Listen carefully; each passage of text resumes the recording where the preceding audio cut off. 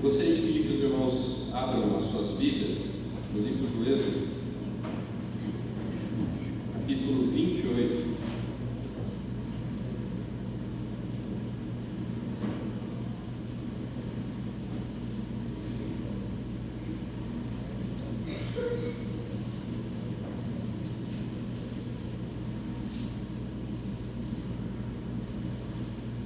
Êxodo, capítulo 28.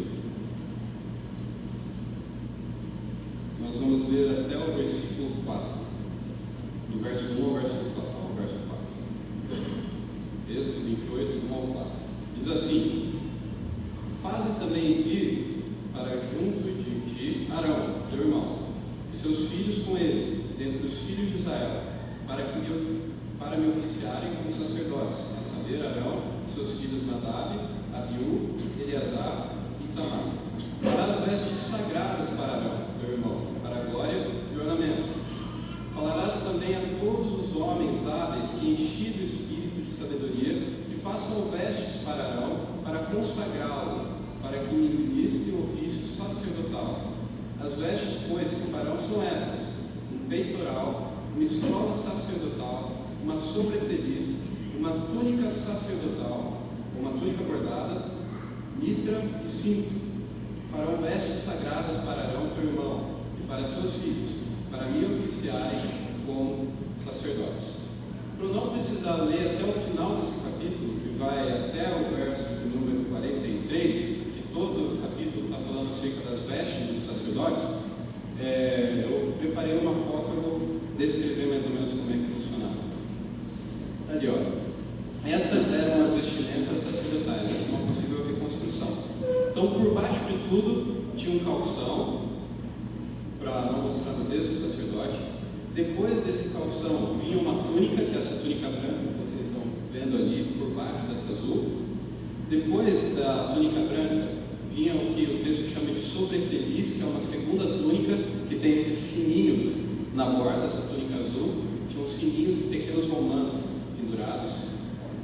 Depois disso, vinha a estola sacerdotal, que é essa parte colorida aí, presa com o cinto, unida com o cinto. Na estola sacerdotal, você tem o peitoral do juízo, que é onde tem aquelas 12 pedrinhas que os irmãos estão vendo ali, cada uma com o nome de cada tribo de Israel, unido às ombreiras. E depois era colocada uma mitra, que é isso na cabeça, com uma tiara de ouro escrito santo ou consagrado ao Senhor. Esse capítulo 28 faz uma descrição detalhada de como as vestes sacerdotais deveriam ser feitas e para que o sacerdote deveria usá-las, ou no caso o sumo sacerdote. Essa era a roupa do sumo sacerdote. O sacerdote usava só o calção, a túnica branca, o cinto e a mitra na cabeça. E os irmãos perguntam: poxa vida, esse é aquele capítulo de Êxodo que normalmente a gente quer pular quando a gente está lendo a Bíblia inteira, né? Essas descrições detalhadas de roupa. Há um pouco atrás aqui ele escreveu acerca do tabernáculo, e eu gostaria de pregar nesse texto e de mostrar aos irmãos por que essas roupas e o que elas significavam. Então convido os irmãos, vamos orar mais uma vez. Pai, estamos com a Tua palavra diante de nós e cremos que toda ela é inspirada, toda ela é viva e eficaz, e ela é capaz de penetrar o nosso coração e mudar a nossa vida. Pedimos que o Senhor atente para nós, tenha misericórdia de nós, nos transforme através dela, Pai. Deus, permita que entendamos a Tua palavra. O Senhor disse que enviaria o Teu Espírito para que Ele nos ensinasse. Estamos aqui prontos a aprender, Pai. Por favor, nos ensina através dela. Em nome de Jesus. Amém. Bom, irmãos, o conceito de representatividade sempre esteve presente na história da humanidade. Em 508 a.C., em Atenas, na Grécia Antiga, nasceu um sistema político chamado sistema democrático, onde as pessoas elegiam ou escolhiam seus representantes. A presença de um embaixador também em países com vários fins também é comum, e nós sabemos disso. Embaixadores que representam certos países em determinados lugares. No Brasil, o nosso sistema também é democrático. Nós votamos e escolhemos quem vai nos representar, não é verdade? Para pensar um pouquinho na Igreja Presbiteriana do Brasil também. Como é que funciona? A igreja vota escolhe representantes que vão representar a igreja no conselho, o conselho escolhe representantes que vão representá-lo no presbitério, o presbitério escolhe representantes que vão representar aquele presbitério no sínodo, o sínodo escolhe representantes para representar o sínodo no Supremo Concílio. Então, o nosso sistema é todo representativo, certo? E é interessante a gente pensar nesse sistema representativo e pensar que existem algumas consequências. Por exemplo, tem um professor no seminário que aplica uma prova semanal, professor de uma matéria chamada hermenêutica. E nessa prova semanal, todos os alunos têm que ter um versículo determinado decorado, além da prova. E em determinada aula, esse professor chega para a sala e diz o seguinte: olha, hoje eu vou fazer diferente com vocês. Eu vou escolher um representante, e se esse representante falar o versículo inteiro de cor, sem errar, perfeitinho, todos vocês vão ter 10 na prova de hoje. Se ele não conseguir falar, aí vocês vão se dar mal por conta do representante. Então o professor vai lá aleatoriamente na lista de chamada, escolhe o nome e esse cidadão agora está com uma grande responsabilidade nas costas. Ele vai ter que falar esse versículo, senão a turma vai ficar brava com ele.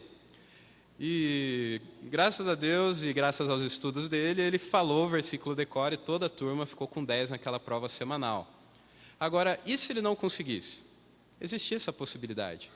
A turma ia se dar mal. Então, esse sistema representativo, ou você se dá bem quando você é bem representado, ou você se dá mal. Sábado, ontem, estava conversando com os pré-adolescentes e a gente falou um pouquinho sobre isso. E a pergunta, pense na seguinte situação: e se o nosso governo decide loucamente declarar uma guerra contra os Estados Unidos da América? Eles decidem lá e vamos atacar, e mandam lá alguma coisa e começam a atacar. Se os Estados Unidos responder,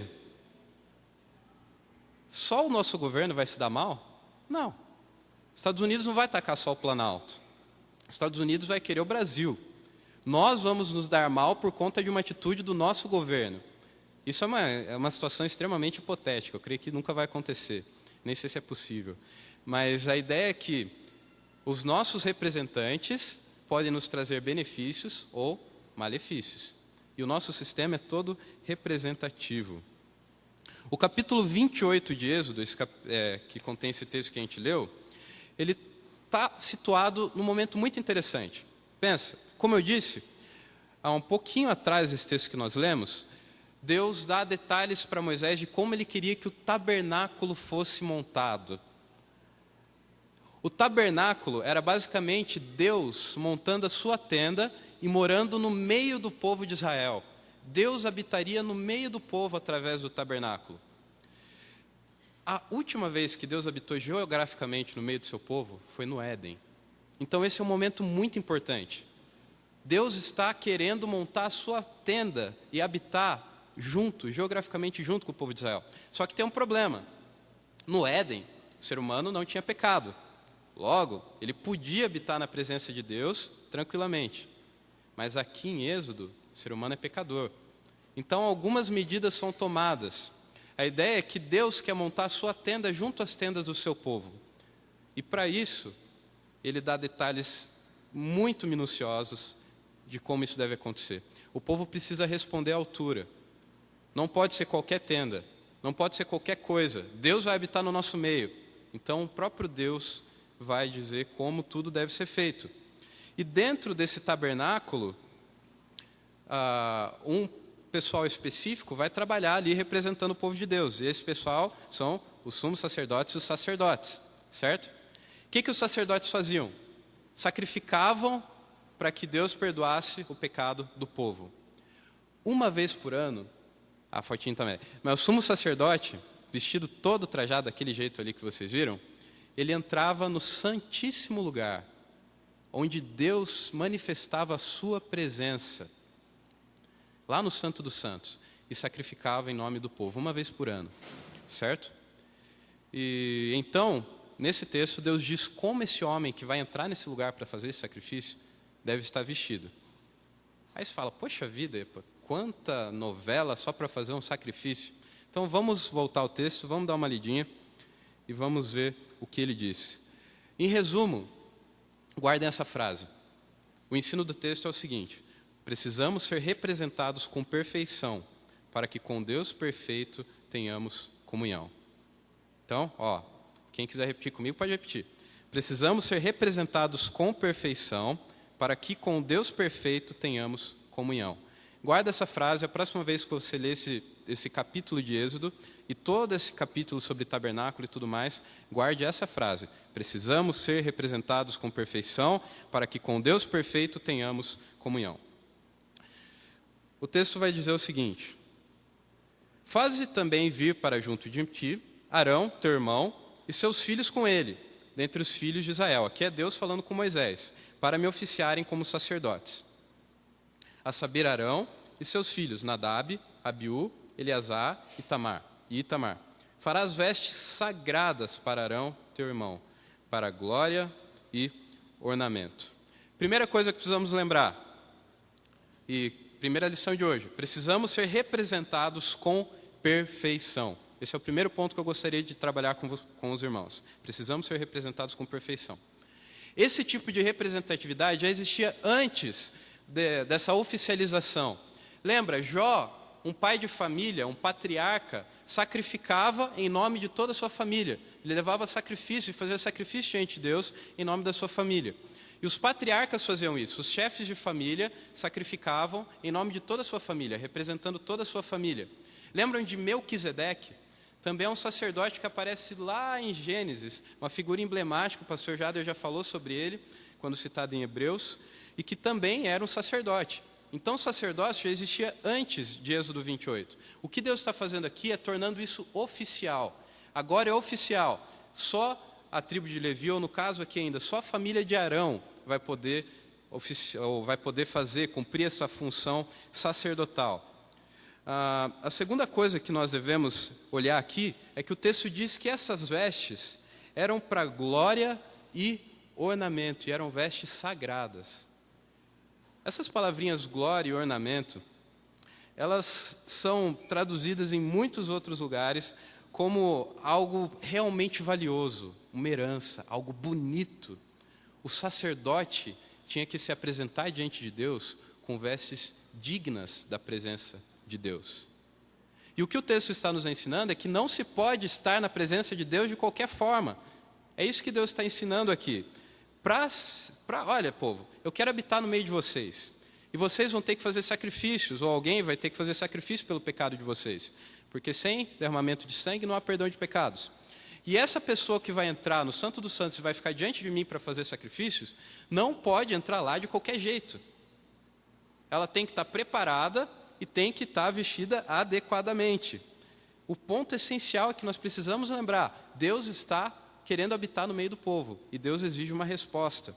E Ele diz como o povo deve responder: com vestes dignas da sua presença. Vejamos no texto, aí no decorrer do capítulo 28, algumas coisas nas vestes, e pode deixar ali projetado enquanto isso a figura da roupa sacerdotal, algumas coisas nessa roupa que apontam para a função representativa do sacerdote. Vamos ler juntos os versículos de 9 a 12.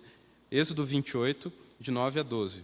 Diz assim: tomarás 2 pedras de ônix e gravarás nelas os nomes dos filhos de Israel, 6 de seus nomes numa pedra e os outros 6 na outra pedra, segundo a ordem do seu nascimento, conforme a obra de lapidador, como lavores de sinete. Gravarás as 2 pedras com os nomes dos filhos de Israel, engastadas ao redor de ouro as farás.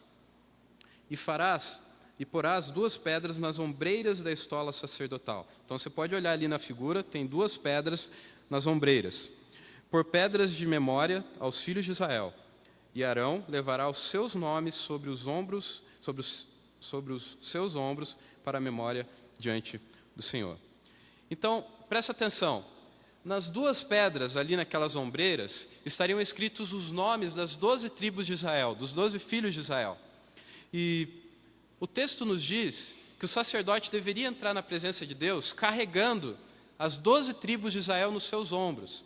Ele entraria na presença de Deus para fazer sacrifício, não só em seu nome, mas representando todo o povo de Israel. O texto usa uma palavra interessante, para a memória diante do Senhor. Não sei se os irmãos sabem o que é um memorial. mas eu vou dar um exemplo moderno disso para ver se a gente consegue entender. Existe um professor lá no Seminário Bíblico Palavra da Vida chamado Davi Murk. E a família do Davi tem um costume muito legal. Eles têm um lugar separado na casa deles que eles chamam de memorial. E naquele lugar, eles colocam objetos que os lembram de algum fato onde eles viram a providência de Deus e a mão de Deus agindo de uma forma especial na vida deles. Então, alguns acontecimentos em suas vidas que impactou a vida da família e que eles perceberam Deus agindo graciosamente, e eles colocam ali alguma coisa que lembra aquele momento. E todas as vezes que eles olham para aquele memorial, eles lembram do que aconteceu e lembram que precisam ser gratos a Deus por sua providência. Aquilo serve de lembrança do dia em que Deus agiu de uma forma especial em suas vidas. Esse memorial aqui não é algo muito diferente. Esse memorial era para lembrar o povo, quando o povo olhava para o sumo sacerdote, o povo se lembrava de que quando o sumo sacerdote entrava para sacrificar, ele estava representando todo o povo de Israel. O povo estava entrando ali junto com o sumo sacerdote. O sumo sacerdote estava representando todo o povo de Israel. E, de certa forma, também servia para lembrar a Deus, por mais que Deus nunca se esqueça, mas é uma linguagem que o texto usa, para lembrar a Deus que o sacerdote estava ali não só por si, mas representando todo o seu povo. Olha agora comigo os versos de 17 a 21. Diz assim: colocarás nele engaste de pedras, com 4 ordens de pedras. A ordem de sárdio, topázio e carbúnculo será a primeira ordem. A segunda ordem será de esmeralda, safira e diamante. A terceira ordem será de jacinto, ágata e ametista. Nossa, deveria valer uma fortuna esse negócio. A quarta ordem será de berilo, ônix e jaspe, e elas serão guarnecidas de ouro nos seus engastes. As pedras serão conforme os nomes dos filhos de Israel, 12 segundo os seus nomes, serão esculpidas como sinetes, cada uma com o seu nome para 12 tribos. Então, repare que aqui é outra parte do texto que está descrevendo aquelas pedras que vocês estão vendo ali no peitoral da roupa, onde todos os nomes, cada pedrinha ali era uma tribo, simbolizava ou fazia referência a uma das tribos, as 12 tribos de Israel. Então, uma parte da roupa que mostra a função representativa do sacerdote. O sumo sacerdote entrava no Santo dos Santos e oferecia sacrifício em nome de todo o povo. Ele representava todo o povo de Israel. O peitoral do juízo também serviria de memorial diante do povo e diante de Deus, mostrando visivelmente que o sumo sacerdote estava ali em nome de todo o povo. Agora vá um pouquinho mais à frente para o verso 30 desse capítulo. Fala de 2 pecinhas misteriosas. Diz assim: também porás no peitoral do juízo o Urim e o Tumim, para que estejam sobre o coração de Arão, quando entrar perante o Senhor. Assim, Arão levará o juízo dos filhos de Israel sobre o seu coração diante do Senhor continuamente. Esse Urim e Tumim são 2 pedrinhas que ficam ali embaixo. Essa está meio difícil de ver. Mas o que acontecia? Em determinados momentos, onde o sumo sacerdote tinha que tomar alguma decisão importante, quando alguém ia levar algum caso, ele tinha que tomar uma decisão, ele usava o Urim e Tumim, essas 2 pedrinhas, para descobrir a vontade de Deus. E Deus falava com ele através disso. Não me pergunte como, não achei ninguém que se arrisque a dizer. Mas o importante o texto diz que Urim e Tumim eram para que o sacerdote levasse as questões do povo ao Senhor, como representante do povo. Então, alguém do povo tinha uma dúvida, o povo estava em dúvida com alguma coisa, devemos ou não devemos fazer tal coisa. Eles iam ao sacerdote, e esse sacerdote, representando todo o povo, levaria essas questões a Deus, e Deus o responderia. Agora os versos de 36 a 38. Diz assim: também cada dia prepararás... pulei aqui. Está aqui. Farás também uma lâmina de ouro puro, e nela gravarás a maneira de gravuras de sinetes, santidade ao Senhor.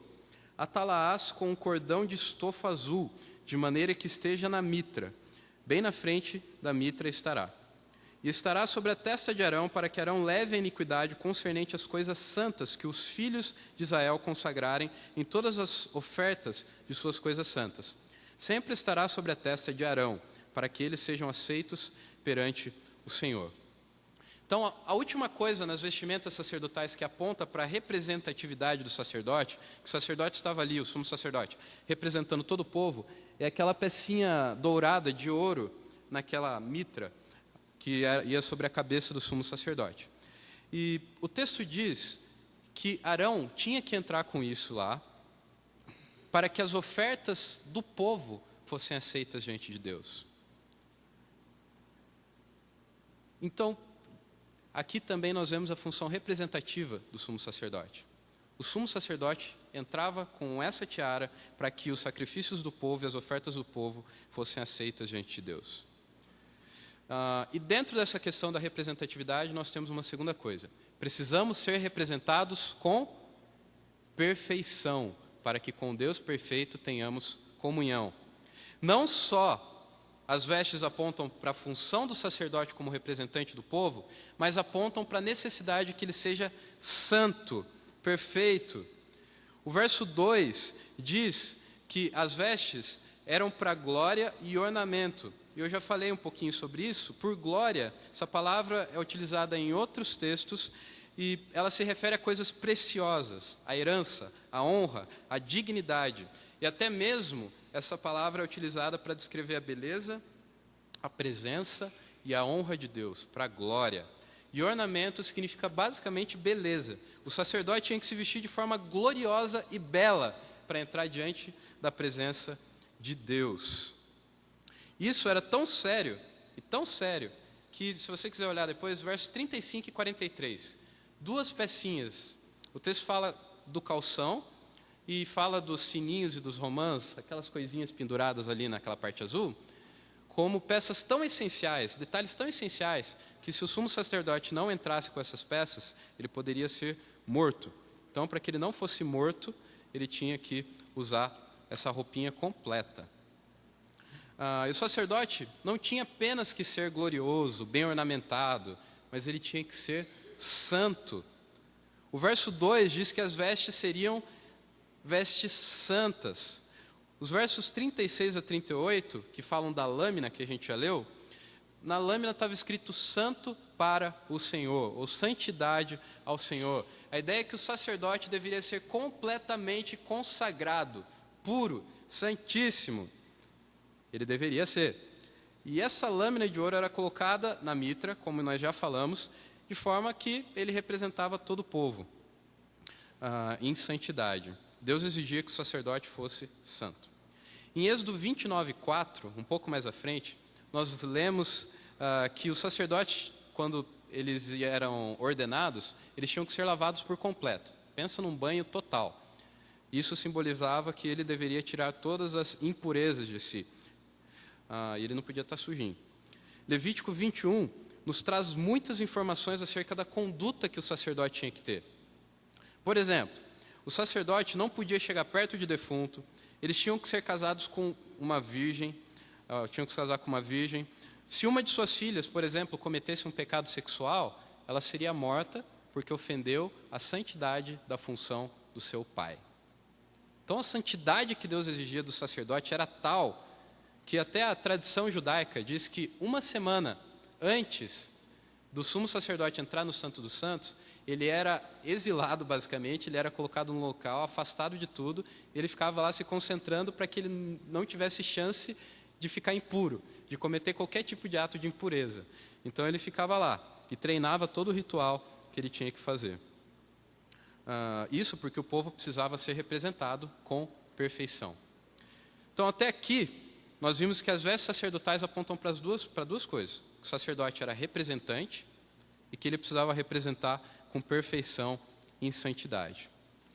E aí a minha pergunta nesse ponto para vocês é a seguinte: o que isso tem a ver com a gente? Simples.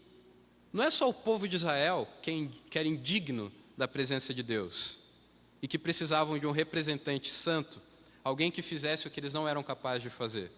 Nós precisamos ser representados com perfeição. A Bíblia nos ensina em Romanos 3, de 9 a 18, que tanto entre judeus quanto entre nós, gentios, não existe justo nenhum sequer. Todos pecaram. Não há quem entenda, não há quem busque a Deus, todos se extraviaram, a uma se fizeram inúteis. Não há quem faça o bem, não há nenhum sequer. Nós usamos as nossas línguas para proferir maldades, para amaldiçoar e para expressar o nosso ódio pelos outros. Usamos o nosso corpo para derramar sangue e nós usamos o nosso corpo para demonstrar ódio também. Usamos os nossos pés para caminhar por caminhos tortuosos. Não há temor de Deus diante dos olhos, tanto deles quanto diante dos nossos olhos.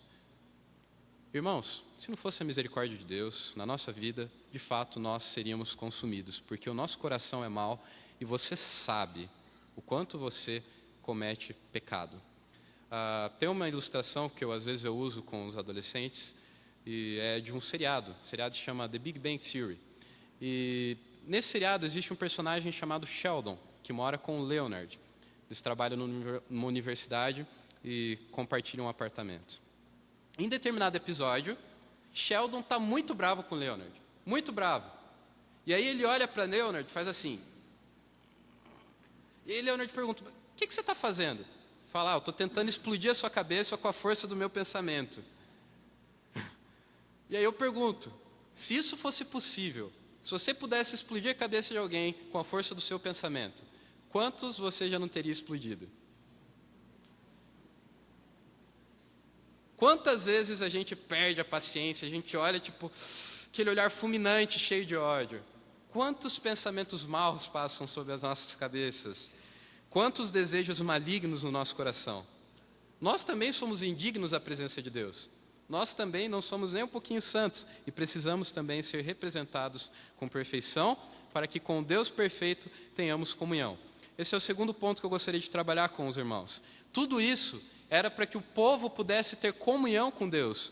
Toda essa vestimenta, tudo isso. Lembra, Deus estava querendo habitar de novo geograficamente no meio do povo. Queria ter comunhão com o povo. E por isso ele deu todas essas descrições aqui.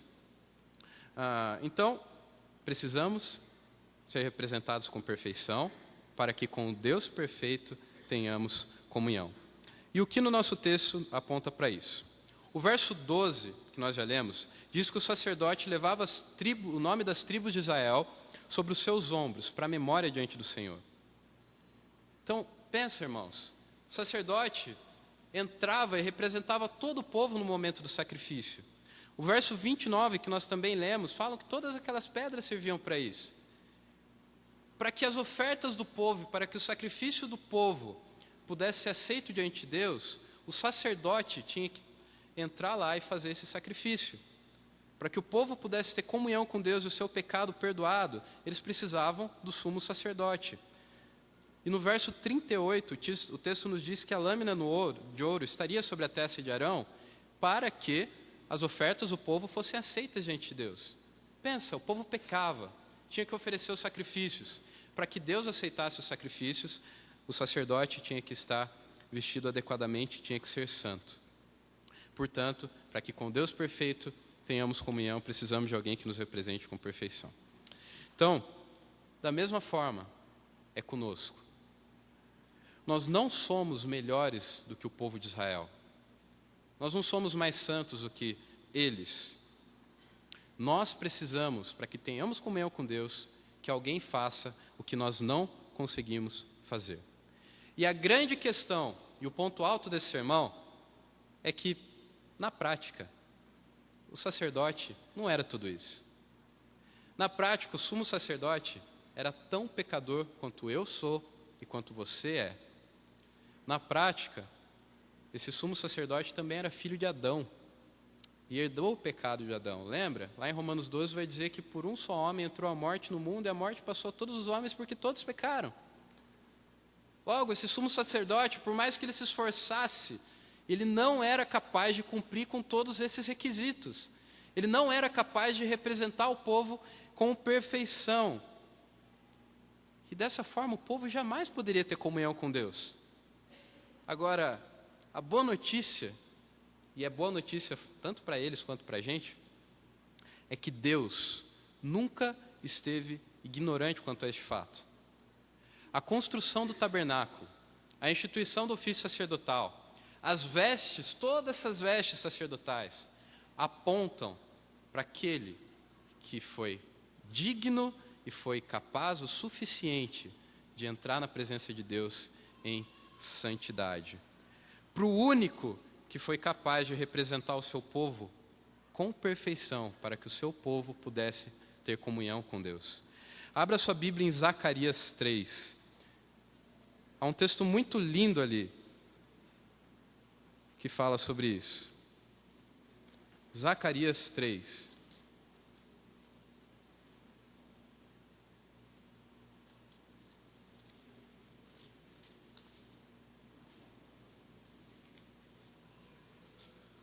Pode ficar tranquilo, pelo visto também vou demorar para achar aqui. Se eu fosse um pregador mais experiente, eu já teria deixado marcado.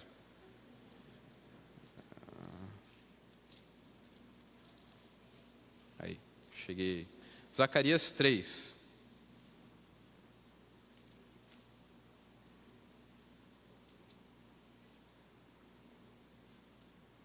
Acompanhe a leitura.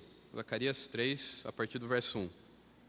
Deus me mostrou o sumo sacerdote Josué, o qual estava diante do anjo do Senhor, e Satanás estava lá, estava à mão direita dele, para se lhe opor.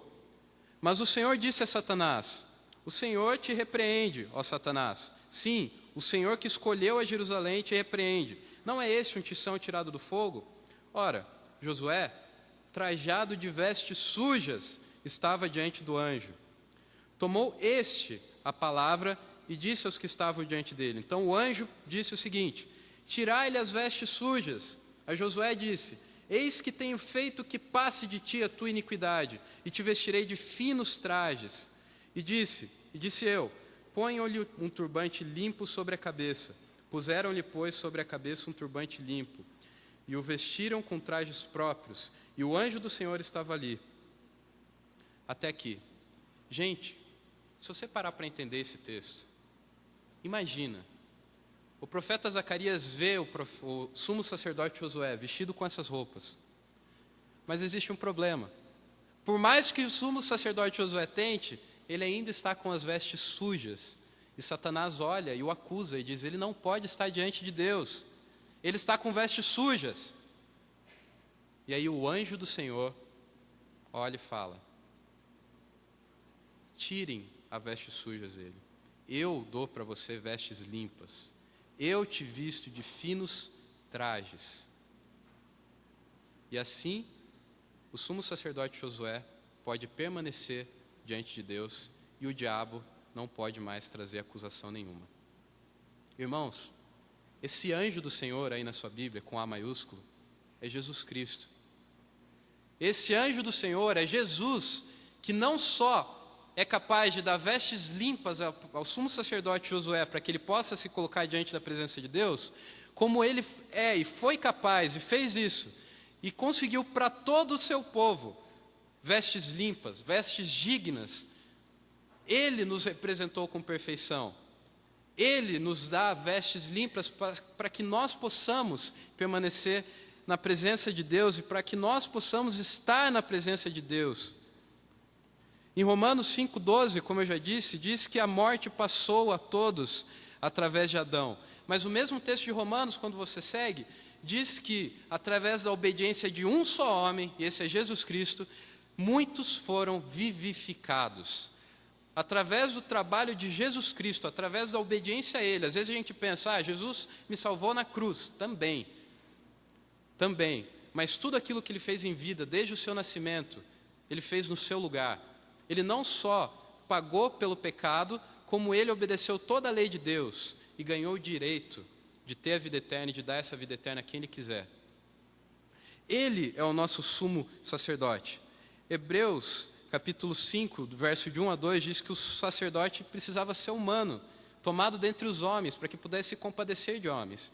E lá em Filipenses 2, de 5 em diante, nós temos aquele texto clássico que diz que Jesus, mesmo sendo Deus, Ele não se apegou a isso ele esvaziou-se a si mesmo, tomou forma de servo, cobriu sua glória e veio como homem. Jesus Cristo é o nosso sacerdote, ele cumpre com esse quesito, ele foi humano e é humano.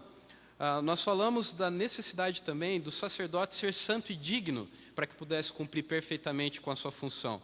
E lá em Hebreus 4,15 diz que Jesus foi tentado em todas as coisas, porém sem pecado. Jesus é um sacerdote digno, santo, para cumprir com o seu papel. O sacerdote entrava no Santo dos Santos para oferecer sacrifício pelos pecados todos os anos, todo santo ano. E o texto de Hebreus, capítulo 4, verso 14, diz que Cristo adentrou, não no Santo dos Santos, mas adentrou os céus. Adentrou os céus. E lá ele sacrificou a si mesmo.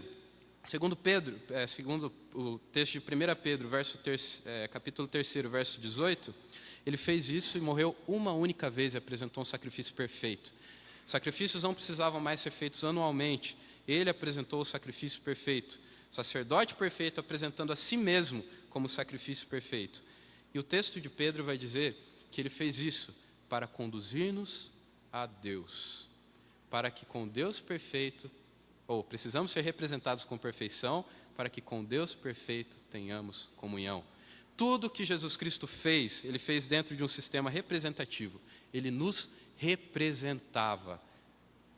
Imagine que Jesus, quando fez tudo o que fez, ele carregava o seu nome nele. Ele fez tudo o que fez para que você também pudesse ser beneficiado por aquilo que ele fez. Ele nos representou em vida e morte. Nós estávamos em Cristo quando ele viveu e quando ele morreu, unidos nele em sua morte e em sua ressurreição. E diante desse texto, desse ensino, e agora você percebe que dá para tirar alguma coisa legal desses textos do Antigo Testamento. Diante desse ensino, eu quero fazer algumas aplicações. Primeira delas, você quer ter comunhão com Deus? Eu não posso ser extremamente, positivo, otimista ao extremo, de pensar que todos os que estão me ouvindo já são crentes e já têm comunhão com Deus. Eu não sou tão otimista assim. Se você sabe que você ainda tem buscado comunhão com Deus, através das suas forças, através dos seus atos, saiba que nem os melhores homens que passaram por este mundo seriam capazes, você muito menos. Pare de tentar ter comunhão com Deus pelas suas forças e ser salvo pelo seu esforço. Confie no único que foi capaz de fazer isso. Confie naquele que fez tudo perfeitamente. E através da fé, você pode receber os benefícios daquilo que Jesus fez por seu povo. Só através de Jesus é possível desfrutar de comunhão com Deus.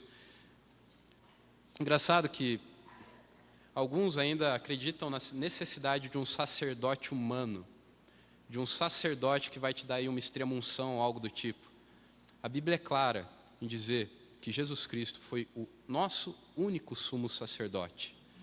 E é só pelo trabalho dele que nós podemos ter comunhão e podemos ter os nossos pecados perdoados. Deposite sua fé nele e pare de tentar conquistar a salvação com as suas próprias forças.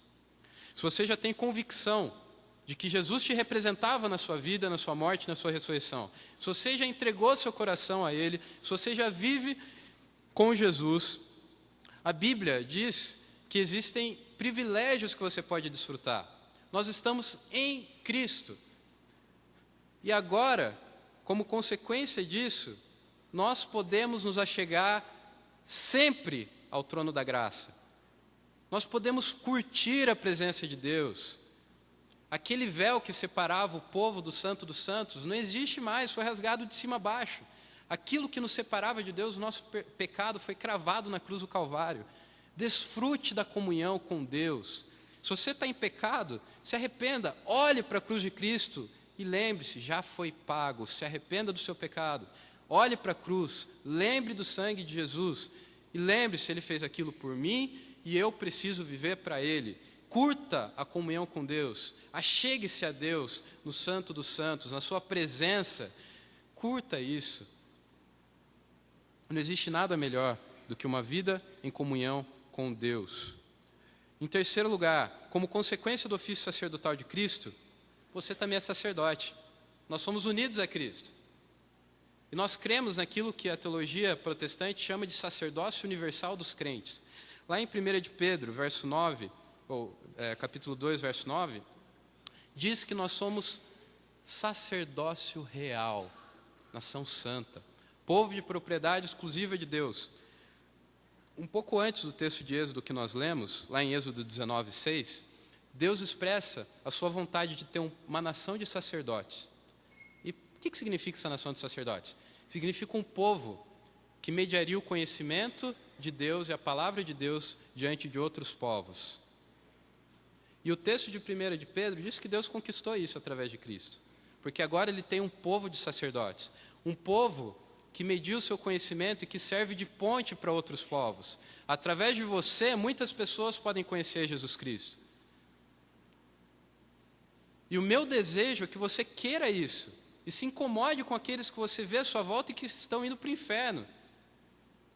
O meu desejo é que você realmente invista no trabalho missionário, que eu também queira investir sempre no trabalho missionário, e que essa igreja faça o possível em São José dos Campos para cumprir a grande comissão aqui também de discipular povos e de discipular as pessoas de São José dos Campos.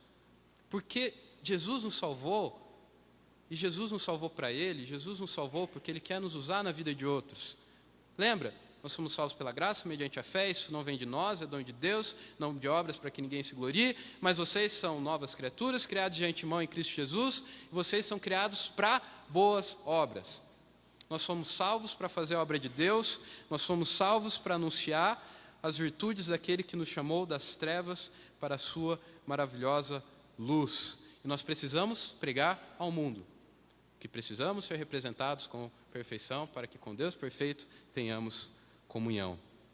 Irmãos, a palavra de Deus nos ensina isso. Tudo no Antigo Testamento, o tabernáculo, a roupa sacerdotal, os sacerdotes, os sacrifícios, tudo isso apontava para a realidade de Cristo Jesus. E Jesus cumpriu com o seu papel. E Ele nos deixou responsabilidades. Eu espero que nós as cumpramos, para a glória dEle, em comunhão com Ele, porque não existe nada mais importante neste mundo do que ter comunhão com Deus e glorificá-lo. Acreditem, pais, é até mais importante que seus filhos passarem nesse vestibular e conseguirem uma profissão muito legal. É mais importante do que isso, eles terem comunhão com Deus. Eu espero que tanto eles tenham essa vontade, quanto vocês tenham tendo a vontade de ensiná-los que mais importante que a vida profissional deles é ter comunhão com Deus. Vamos orar ao Senhor. Pai querido, somos muito gratos ao Senhor por aquilo que Jesus Cristo fez e que nós nunca seríamos capazes de fazer. Agradecemos, Pai, porque nós estávamos com vestes sujas, revestidos de pecado, de carnalidade, vivendo segundo o curso deste mundo, seguindo os nossos desejos desenfreadamente, mas o Senhor nos salvou. E o Senhor tirou as nossas vestes sujas e, através de Cristo, nos tornou mais alvos do que a neve. Através do sangue de Cristo, nos deu vestes santas, com as quais nós podemos entrar na sua presença. Santidade qual não é nossa, mas é de Cristo Jesus, o nosso representante. E nós podemos curtir a sua presença hoje, aproveitar e gozar da felicidade de sermos teus filhos, porque Cristo Jesus nos representou com perfeição e fez aquilo que nenhum outro homem seria capaz de fazer. Agradecemos porque em vida Ele obedeceu perfeitamente a sua lei. E agradecemos porque em sua morte Ele tomou o cálice da tua ira, que estaria para cair sobre nós durante toda a eternidade. E Deus, por isso hoje nós podemos ter comunhão contigo. Nos ajude a curtirmos essa presença e nos ajude a sermos de fato sacerdócio real, proclamando a sua verdade a todos os povos. E que nos preocupemos mais com isso do que com qualquer outra coisa desta vida. Eu oro assim em nome de Cristo Jesus, nosso Senhor. Amém.